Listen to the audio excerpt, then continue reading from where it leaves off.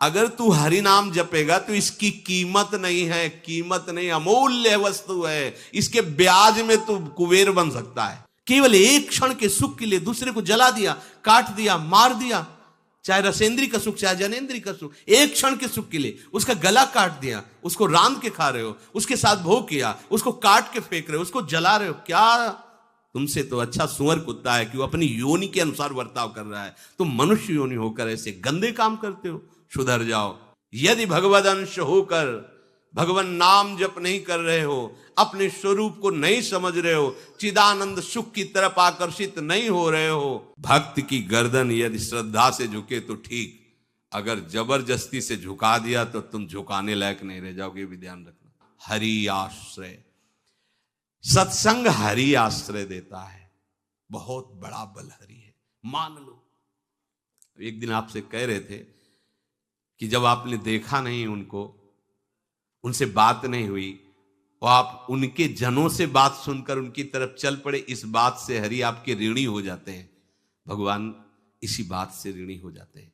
बस ये बात आप हृदय में बैठा लीजिए। जैसे लोग प्रश्न करते हैं ना कि हमने भगवान को देखा नहीं, भगवान क्यों, हम कैसे, किसी की बात तो मान लो ना।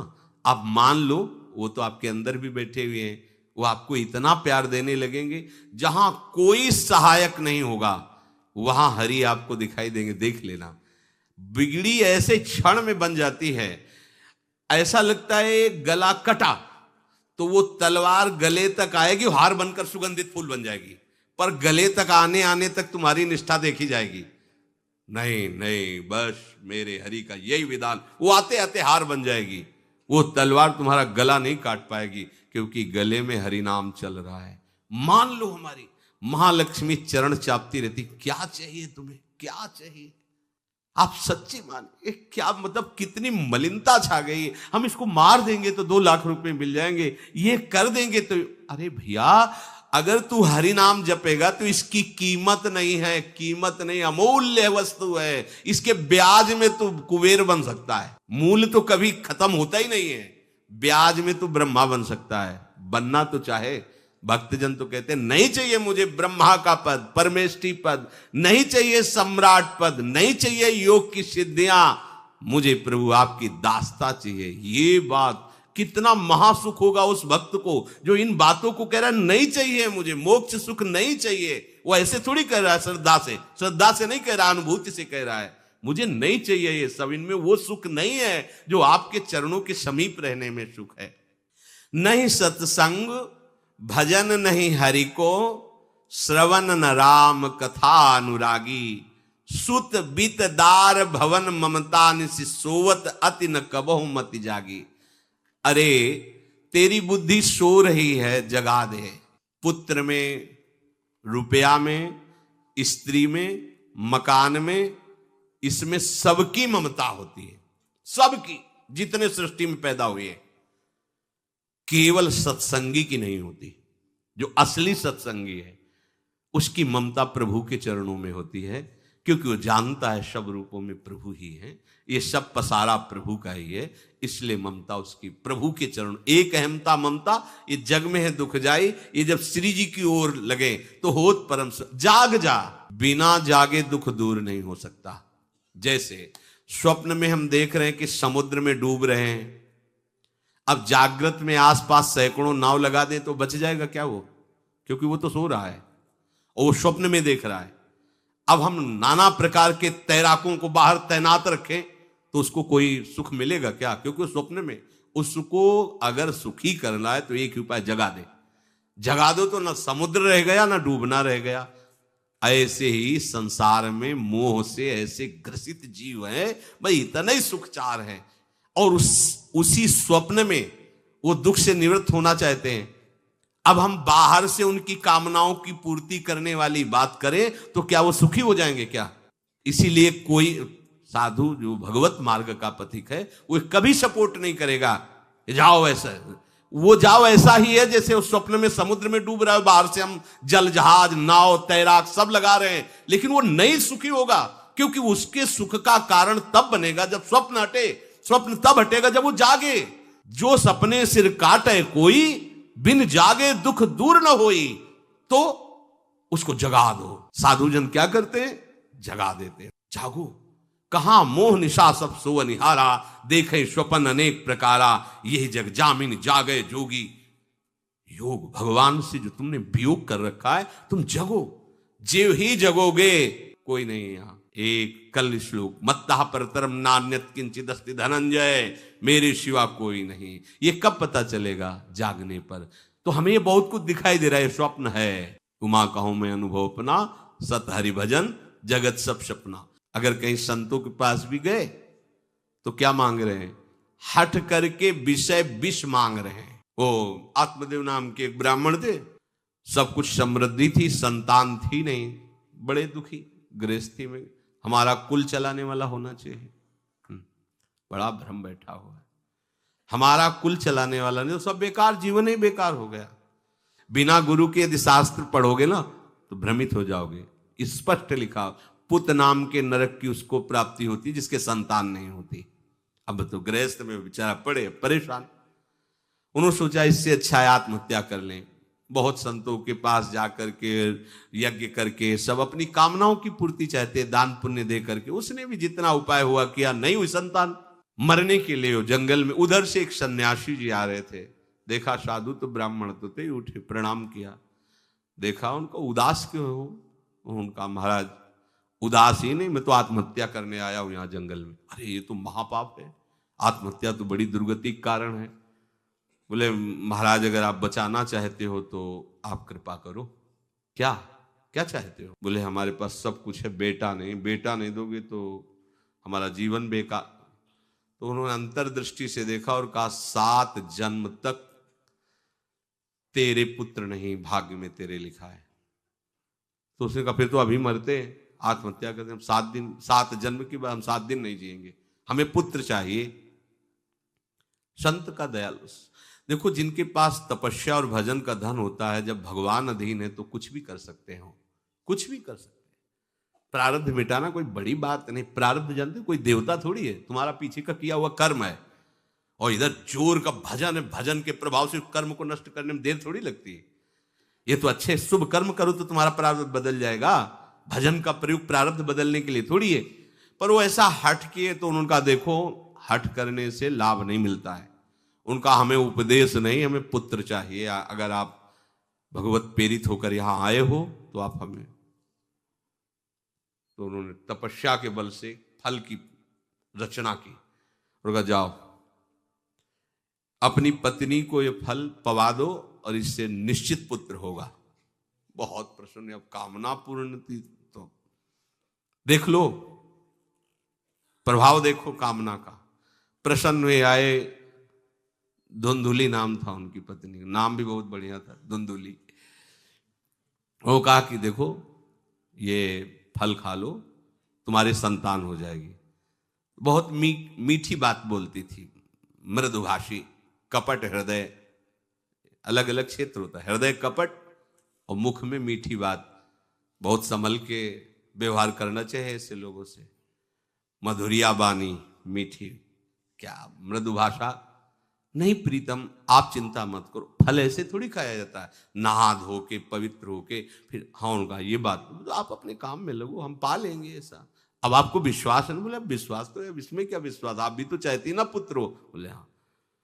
वो जो ही गए सो अपनी बहन को बुलाया और कहा सुनो, अभी तो हम 4-5 रोटी कढ़ी चावल सब पा लेते हैं, पूड़ी खीर पुआ। गर्भ रहेगा तो पेट तो उसी से भरा रहेगा, तो हमारा भोजन रुक जाएगा। हाँ ये तो बात है। जब पेट बढ़ेगा, अगर घर में आग लग गई तो फिर हम भाग नहीं पाएंगे, तो हम जल जाएंगे। ये निगेटिव सोच वाले लेते। और पंडित जी तो इसी बात में लगे हैं कि गर्भ रह जाए तो क्या करें, तुम्हारा हम खाएंगे तो है नहीं, पक्की बात, पर करें तो क्या करें। पंडित जी को कैसे समझ? उनका देखो एक बात है, हमारे गर्भ है, हमारे कई लड़के हो चुके हो, गरीबी है ही है हमारे यहाँ। तुम कुछ पैसा दे देना और ये नाटक करना कि मैं गर्भवती हूं, बच्चा समय होने पर हम पहुंचा देंगे, हम घोषित कर देंगे हमारा बच्चा मर गया। तो पंडित जी को तुम नाटक में बताते रहना कि गर्भ है, बच्चा हो जाए। पंडित जी कह देना बच्चा हो गया है, तो बोले दूध पिलाने की समस्या आएगी। तो बोले ये तुम कह देना कि पहला बच्चा है हमारे, वक्षा स्थल में दूध नहीं, हमारी बहन का था तो मर गया बच्चा, तो उनको बुला लेती तो बात बन जाएगी, बढ़िया बात हो गई। परीक्षा के लिए फल गाय को खवा दो, गाय को खवाया। ठीक समय पर गोकर्ण जी प्रकट हुए, दिव्य तेजोमय बालक, कान केवल वो गाय के, बड़े ही विद्वान और भगवत भक्त संत के द्वारा। कहा था 7 जन्म तुम्हारे भाग्य में, बच्चा नहीं तो नहीं है, देखा गाय के हो गोकर्ण जी प्रकट। उधर उनके जो बच्चा पैदा हुआ वैसे ही नाटक के द्वारा पहुंचा दिया गया, वैसे ही पूरा जैसा पहले पक्का हुआ। अब उसने कहा कि हमारे तो स्तनों में दूध नहीं, हम अपनी बहन को बुला लें, उनका बच्चा मर गया। हाँ हाँ, हमारा बच्चा स्वस्थ होना, आप बुला लो, उसको हम धन भी देंगे, वो हमारे बच्चे की सेवा कर। अपने नाम से जोड़ करके उसका नाम रखा धुंधकारी, धुंधुली और धुंधकारी, अज्ञान का साक्षात स्वरूप। और जैसे ही वो अवस्था बढ़ती गई तो उसके पापाचरण बढ़ना शुरू हुए। बच्चों के साथ खेलता, खेलते हुए बच्चों को उठा लेता और कुएं में डाल देता, मतलब घोर अत्याचार। गोकर्ण जी हर समय भजन साधन शास्त्र स्वाध्याय। जब और बड़ा हुआ तो माता जी को अपने डंडों से रोज पूजन करता, पिताजी को गाली लात थप्पड़। पिताजी तो रो पड़े। गोकर्ण जी से कहा कि बेटा, हमारी गाय से प्रकट हुए पर भरोसा आप ही का है, बचा सकते हो? तो बोले पिताजी एकांत जंगल में जाकर भगवान श्री हरि का भजन करो। उन्होंने 2 श्लोकों में उपदेश किया। दूसरा श्लोक ये, धर्मम भजस्व सततम त्यज लोक धर्मान, सेवन सदा साधु पुरुषं जहि काम तृष्णाम, अन्यस्य गुण दोष चिंतन मास मुक्त्वा, सेवा कथा रस मोहो नितराम पिबत्वम। हे पिताजी, अब तुम लोक धर्म का त्याग करके भागवत धर्म को स्वीकार करो, एकांत में जाकर साधु महापुरुषों के संग से उनके उपदिष्ट उपदेश के अनुसार आचरण करो, प्रभु की लीला कथा सुनो, ना कोई कामना ना कोई तृष्णा, किसी के गुण दोष का वर्णन मत करना और सदैव भगवत सेवा भावना में रहना, इसी जन्म में तुम्हें भगवत प्राप्त। वो तो उधर गए। इतनी पिटाई की उसने माँ की, माँ कुएं में गिरकर आत्महत्या कर ली। फिर तो मनमानी आचरण, कुछ वैश्याओं को रखा और चोरी करके लाया। वैश्याओं ने सोचा किसी दिन पकड़ा जाएगा ये और हम, तो उसके हाथ पैर बांध दिए चारपाई में, ला के मुख में अंगार डाल, वो मरा भयानक प्रेत। कामना ने क्या किया? सर्वनाश। किसी को हरि विमुख होकर कभी सुख मिल सकता है? आप संतों के पास जाइए, अपनी कामना रखिए। हम ये नहीं कहते कि कामना तुम त्याग पाओगे, कामना रखिए, भगवान के पास जाइए, अपनी कामना रखिए, क्योंकि आप कामना से युक्त हैं। पर छूट इतनी दे दीजिए कि जिसमें हमारा मंगल हो वो करना। जैसे नारद जी भगवान से अपनी कामना रखते हैं कि हमारा ब्याह करवा दीजिए, और बाद में एक छूट दे देते हैं कि जेहि विधि होए नाथ हित मोरा। तो हरि को अच्छा लगेगा, गुरुजनों को अच्छा लगेगा कि इस कामना से इसका कोई जीवन बाधित नहीं होगा, वो पूर्ण भी कर देंगे। और अगर लगा कि इसका पतन हो जाएगा तो आप रोते रहो तो भी कामना की पूर्ति नहीं करेंगे। उत्तम बात तो ये है कि कामना हरि की प्राप्ति की करो, वो सर्व सुख स्वरूप हैं। किसी का अन्य आश्रय अन्य बल ना लेते हुए अपने श्यामा श्याम के चरणों का आश्रय लेकर निरंतर भजन करो, तो ये अनुभव हो जाएगा कि सुख किसे कहते हैं। अभी तुम्हें परिचय ही नहीं मिला, सुख किसे कहते हैं। सुख सच्चिदानंद है, सुख एक रस है, सुख अविनाशी है। वो सुख सदैव बढ़ता रहता है, घटता कभी नहीं। एक रस होते हुए भी प्रतिक्षण वर्धमानम है, कभी कभी अंत नहीं होता इस सुख का। ऐसे अनंत सुख के लिए हमें मनुष्य जन्म मिला है। प्यारे, इसे मत खोइए। हर समय राधा राधा राधा राधा राधा, और किसी को दुख मत दीजिए। कोई गंदा नशा मत कीजिए, कोई गंदे आचरण मत कीजिए, गंदा भोजन मत कीजिए जिससे अन्य जीवों को कष्ट हो। ऐसा कोई भोजन स्वीकार मत करो। इसी जन्म में आप देख लेना, इसी जन्म में आपको वो वस्तु मिल जाएगी, निहाल हो जाओ। हम किसी पक्षपात की बात नहीं करते। अगर इस छाती को बचपन से अभी तक ऐसा, तो हम कह देते कि भाई आगे कुछ भी हो, कोई भी हमारी गलती हो, हम ये मान सकते हैं। पर हमें ये पता चला कि बचपन से आज तक जलता ही रहा, कभी शांति नहीं मिली, भागता ही रहा, पर कभी विश्राम नहीं मिला। और हम ये आपको कह रहे हैं कि जैसा प्यार प्रभु वैसा अन्यत्र कहीं कभी कहीं नहीं मिला। और प्रभु के प्यार का मूर्तिमान स्वरूप हमारी प्यारी जू निहाल कर दिया प्रभु ने प्यारी जू के चरणों का आश्रय और उनका परिचय देकर। पूछो बस, यहां वाणी मौन हो जाती है। प्यारी जू तो प्यारी जू, और हम ही नहीं, आप सब महाभाग्यशाली है। वृंदावन आए, राधा किशोरी जू के घर में आए और उनकी चर्चा सुन रहे, उनके सिद्धांत सुन रहे। कहीं ना कहीं आपके अंदर उनकी तरफ बढ़ने की इच्छा भी है। ये बहुत बड़ी बात है। बस इस इच्छा को, इस आशा को इतना बढ़ा लो कि कोई इच्छा न रह जाए, कोई आशा न रह जाए। हर समय निरंतर नाम जप करते रहो। तुलसीदास हरिनाम सुधा तज, भगवान नाम तज कर विष मांगते हो। सूकर श्वान श्रृगाल सरिस जन, जनमत जगत जननी दुख लागी। ए काहे को ऐसी गालियां सुनोगे? ये गालियां है।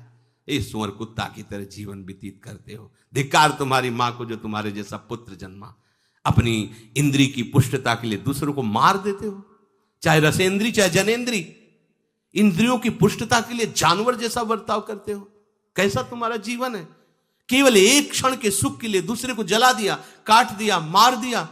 चाहे रसेंद्री का सुख चाहे जनेंद्री का सुख, एक क्षण के सुख के लिए उसका गला काट दिया, उसको रांध के खा रहे हो, उसके साथ भोग किया, उसको काट के फेंक रहे हो, उसको जला रहे हो। क्या तुमसे तो अच्छा सुअर कुत्ता है कि वो अपनी योनि के अनुसार बर्ताव कर रहा है। तुम मनुष्य योनि होकर ऐसे गंदे काम करते हो। सुधर जाओ। कैसी मलिनता छा गई है, कैसी मलिनता। अगर उनको शब्दों से बोलें तो बहुत बुरा लगेगा। इस शरीर में क्या है? अगर यहां से चमड़ी हटा दी जाए तो यहां मलाशय है, मल भरा हुआ है, मूत्राशय है, उनके द्वार हैं। संसार का सबसे बड़ा सुख यही माना जाता है। ये मल मूत्र का भांड शरीर चिकना रहे, स्वस्थ रहे और इसी को भोगने को मिले, बस यही तुम्हारी पूर्णता है। ऐ सुखरास स्वरूप भगवद अंश, तू इस प्रकृति के रचे हुए खेल में कभी तृप्त नहीं हो सकता। विचार करके देखिए, आपका मन कहां आपको फंसा रहा है। मल है तो मल द्वार है, मूत्राश्रय है तो मूत्र द्वार है। शरीर में कौन सी खास बात है? पूरा जीवन इस शरीर का केवल नाना प्रकार से भोग करना। रसेंद्री अपनी तरफ, घ्राणेंद्री, नेत्रेंद्री परेशान है। इसमें खास बात कौन सी है जिसमें तुम्हें तृप्ति लग रही है? कौन सी खास बात? अगर तुम मलमूत्र के द्वारों में खेल रहे हो तो मलमूत्र के कीड़े से बढ़कर तुम्हारी योग्यता नहीं। समझिए, आप समझिए, वो भी जीव है, भगवदंश, जो मलमूत्र का कीड़ा बना हुआ नालियों में डोल रहा है। तुम भी तो उसी नाली में तो डोल रहे हो। यदि भगवदंश होकर भगवान नाम जप नहीं कर रहे हो, अपने स्वरूप को नहीं समझ रहे हो, चिदानंद सुख की तरफ आकर्षित नहीं हो रहे हो, तो गोस्वामी जी कह रहे वे अभागी हैं। हम लोग अपने को बड़ा भाग्यवान कब मानते हैं? जब विषय भोगों की बाहुल्यता हो जाए। देखो कैसी बुद्धि भ्रमित हो गई है। अभाग्य को हम भाग्य मान रहे हैं। बड़ा आश्चर्य होता है। कैसा आश्चर्य। अगर उनको बोलना अच्छा नहीं लगता, पर यह है कि समझ जाओ तो भाई समझ जाओ। जिन अंगों को छूने के बाद कई बार पवित्र करने के लिए रज आदि लगा करके, उन्हीं अंगों पे तो आसक्ति है तुम्हारी। उन्हीं अंगों को तो तुम सर्वस्व सुख समुद्र मान रहे हो। क्या है? बहुत बार जन्मे हो, मरे हो, भोगे हो प्यारे, ये एक बार प्यार कर लो हमारे प्रभु से, एक बार कर लो। ये भ्रम बिना भगवद आश्रय के भव भय भंजन पद विमुख अभागी, ये माया का, अविद्या का भ्रम नष्ट करने वाले जिनके चरणारविंद हैं, उन श्री हरि से तुम विमुख हो। अरे अभागी, तुम नरक तुल्य भोगों को भोग रहे हो। ये बिना सत्संगी के ये शब्द नहीं पचा सकते आप, क्योंकि आप उसी में रमण करते हैं। आपको लगेगा क्या है, फिर जिंदगी क्या रह गई? अरे अभी देखा क्या है, जिंदगी क्या है? निहाल हो जाओगे, नाच पड़ोगे, मस्त हो जाओगे, किसी का कोई भय नहीं, कोई चाह नहीं। सौंदर्य समुद्र, प्रेम समुद्र, ज्ञान समुद्र जब प्रीतम गले लगाएंगे, निहाल हो जाओगे।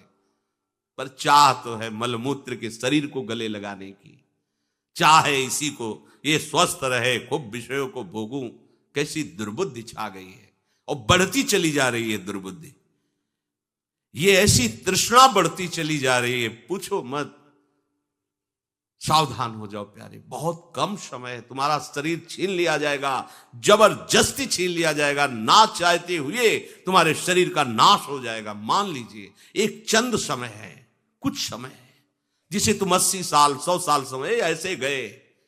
ब्रह्मा जी के लोक में एक कमल की पंखुड़ी ऐसे छेदी जाए तो मृत्यु लोक का 1 वर्ष हो जाता है। कितना तुम्हारे पास समय? हमारी रात सोने में चली जाती है, दिन नाना प्रकार के भोगों के संग्रह के लिए, कमाई के लिए, भोगों के भोगने के चिंतन में चलिए। हमारा सच्चा जो मार्ग है, जो सत्य मार्ग है, जहां सुख मिलना है, हमारे पास समय नहीं उसके लिए। किसी से बात, हमारे पास समय नहीं है। वाह, समय का बढ़िया सदुपयोग कर रहे हो, परिणाम तुम्हें समझ में आएगा। गोस्वामी जी कह रहे हैं कि निशिवासर रुचि पाप असुचि मन, ये मन अपवित्र हो चुका है भोगों का चिंतन करने से, रात दिन पाप हो रहे हैं, समझ में नहीं आता कि हम पाप कर रहे हैं। एक सेकंड में हमारे मन की वृत्ति दूसरे के दुख को दुख नहीं समझती, उसे दुख देकर सुख भोगने के लिए आज्ञा दे देती। करो,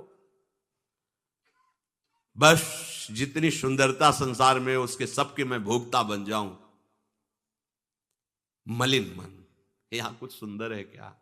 अगर एक दिन 10-20 बार सोच हो जाए, ऐसी दवा खवा दो, फिर उसी के देखो चेहरे की कांति कैसी हो जाएगी। अगर 2-3 दिन हालत चलती रही, देखने लायक नहीं रह जाएगा चेहरा। इसको तुम कुछ खास समझते हो? पानी का बुलबुला फूटने में देर नहीं लगती, पर तुम कमा क्या रहे हो? एक कर्म भूमि है, तुम यहां आए हो अच्छे कर्म करने के लिए, प्रभु की प्राप्ति के लिए, महासुख प्राप्ति के लिए। पर कह रहे निशिवासर रुचि पाप, रुचि पूर्वक पाप कर रहे हैं। छल पूर्वक आपने किसी का धन अपहरण कर लिया, किसी की हिंसा कर दी, व्यभिचार कर लिया। आप अपने मित्रों में बैठकर अहंकार पूर्वक बात करते, तुम्हें पता है मैंने इतने रुपए उड़ा दिए, उसको पता भी नहीं चलने दिया। पता है तुमने आज हमने उसके साथ एक गलत किया, कोई कुछ नहीं कर सकता। इतने वीर नहीं हो। वही कर्म तुम्हारा जब फलीभूत होगा, तुम्हें ब्रह्मा भी नहीं बचा पाएंगे, त्राहिमाम बोलने का अवसर भी नहीं रहेगा। देख लेना, देखने लायक नहीं रह जाओगे। सावधान हो जाओ। देखो ये सत्संग है तुम्हें सत्य वस्तु की अनुभूति कराने के लिए। तुम जहां असत में राग किए हो तो चुभेगा, तुम्हें जलन पैदा होगा। हम चाहते हैं कि तुम्हारे हृदय में ये बात लगे और तुम्हारी शूरवीरता जागृत हो, जो भगवद अंश की है, और तुम असत का त्याग करके भगवत मार्ग के पथिक बनो। खलिमति मलिन निगम पथ त्यागी, ये भगवत वाणी गीता जी, श्रीमद् भागवत जी और भी भगवत प्रेमी महात्माओं के वचन, ये महासुख के लिए हैं। तुम इनका त्याग करके मनमानी आचरण कर रहे हो, बहुत समय नष्ट कर रहे हो, आप पछताना पड़ेगा। अय खल, अपनी मति को असत आचरणों में मत लगा, अपनी दुष्टता को मत बढ़ा और गर्व करता है कि मुझे कोई भी परास्त। तुम हो क्या? हो क्या तुम? एक सेकंड में दिल की गति रुक जाए, तुम हो क्या? कुछ नहीं हो, कुछ नहीं रोक सकते हो। सावधान हो जाओ। राधा राधा राधा, सावधान होकर चलोगे, महासुख स्वरूप तुम हो, तुम्हें किसी और सुख की जरूरत नहीं है। हमारी दुर्दशा ऐसी क्यों है?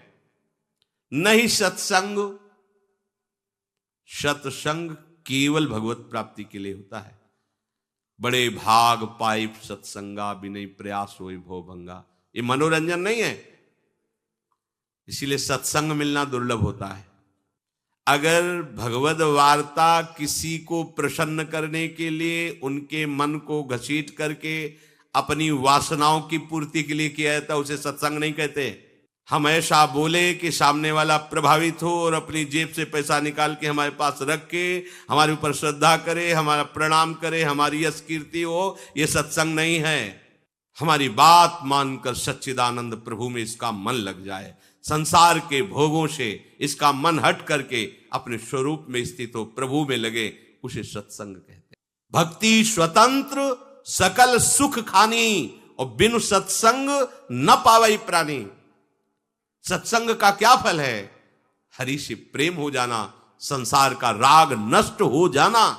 सत्संग का सीधा फल है प्रभु से प्रेम होना। अगर प्रभु से प्रेम नहीं हो रहा, आपको अपने दोस्त सत्संग में बैठने पर जला नहीं रहे, तो सत्संग नहीं हो रहा, मनोरंजन हो रहा है। जहां सभा में बैठने से आपके आग लग जाए, इतना गलत मैंने किया, इतना मैं गलत हूं, कब मैं इससे हो, जान जाओ कि सत्संग हो रहा है।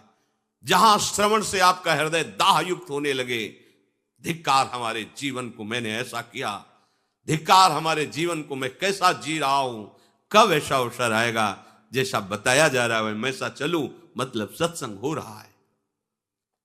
नहीं सत्संग, और इसका फल हरि भजन। तो बोले भजन नहीं हरि को, आप इतना दान करें आपको इतने गुना मिलेगा, आप ऐसा करें ऐसा हो जाएगा, 100 में 10 रुपए दान करें 90 आपके पवित्र हो जाए। सत्संग नहीं, ये सत्संग नहीं। 100 में 90 अपने मानिए और 10 हमें दे दीजिए, इसे सत्संग नहीं कहते। 100 के 100 का अभिमान त्याग कर प्रभु के चरणों, वो 100 है, 100 को स्वीकार मत करो तो जीवित रहोगे, 100 को स्वीकार कर लिया तो 100 हो जाओगे। 100 का मतलब समझते हो? जिन हरि भगत हृदय नहीं आनी, जीवित सब समान ते प्राणी। जीवित सब जिंदा मुर्दे के समान, ते नर नरक रूप जीवत जग। किसी भी वस्तु का अहम और ममत्व न रह जाए, और प्रभु में, यह सत्संग का स्वरूप। सत्संग का स्वरूप तुम्हारे मन को खुशी नहीं, तुम्हारे मन को मार देगा। सत्संग का स्वरूप तुम्हारे मन को मार करके सच्चिदानंद प्रभु में लगा देगा। महाभागवतों के वचन, भगवान की वाणी तुम्हें भगवत स्वरूप में स्थित करेगी, प्रपंच का बढ़ावा नहीं। इससे प्रपंच का बढ़ावा होता है। गंदी नाली से हाथ धोगे तो तुम्हारे हाथ पवित्र हो जाएंगे, ये गंदी नाली। अधर्म का आचरण करके तुम सोचो उसमें दान कर दे, कभी पवित्र नहीं होने वाले। भ्रम मत करना, दान शब्द वहां लगता है जो धर्म पूर्वक कमाया हुआ है। 4 रोटी कमाई, 1 रोटी किसी भूखों को दे दो, ये मंगल होगा। पापाचरण करके, हिंसा करके, व्यभिचार करके, छल कपट करके कमाओ और उसके बाद सोचो दान लगेगा ही नहीं। और जो स्वीकार करता है, अधर्म का सहायक होता है, वो दोनों को दंड मिलेगा, दोनों को दंड मिलेगा। बहुत सावधान। सत्संग हमारे नाना प्रकार की वासनाओं का नाश करता है, वासनाओं को बढ़ावा नहीं देता। आप ऐसा करो, गृहस्थ हो, दान धर्म से युक्त हो जाओ। हाँ देखो ना, हरिपाल जी ने चोरी करके भगवान को रिझा लिया, बेमतलब का शब्द। हरिपाल जी ने सर्वस्व समर्पित करके प्राणपण प्रभु की सेवा, साधु सेवा का भाव लेकर के फिर वहां खड़े होते थे कि इसका भी मंगल हो जाएगा, जो भगवत भी। अगर रामकृष्ण बोल दिया तो बोले नहीं, अपने सुख के लिए नहीं, अपने सर्वस्व का न्यौछावर करके कोई ऐसा दिखाई दिया जो रामकृष्ण हरि से विमुख है, उसका अर्थ लेकर संत सेवा में लगा दिया। पहले अपना सर्वस्व नाश करो, समर्पित करो, फिर देखो तुम्हारे अंदर स्थिति क्या आती है, फिर उसके अनुसार चलो। देखे, बेईमानी को दान नहीं कहते, बेईमानी को धर्म नहीं कहते, ये भ्रम मत करना। कभी ऐसा दान भी मत करना, नहीं तो दुर्गति से बच नहीं सकते कि हमने अमुक रुपए कमाए पापाचरण से, चलो संतों का भंडारा कर देते। सैकड़ों संतों की बुद्धि भजन से बिलक करने का जो पाप होगा तुम भोग नहीं पाओगे। मत देना कभी संतों को, जो तुम्हारा पाप का कमाया हुआ धन हो, कभी मत देना संतों को। उन्होंने जीवन अर्पित किया प्रभु के लिए। अगर तुम्हें पवित्र होना है तो प्रणाम करो, उनकी बात मानो, इसी से तुम्हारा मंगल हो जाएगा। और धर्म से यदि कमाया है, 4 रोटी है, 1 दे दो, मंगल हो जाएगा। बात इस तरह से। सत्संग का फल सीधा भगवत स्वरूप में स्थित होना, प्रपंच का बढ़ावा देना नहीं।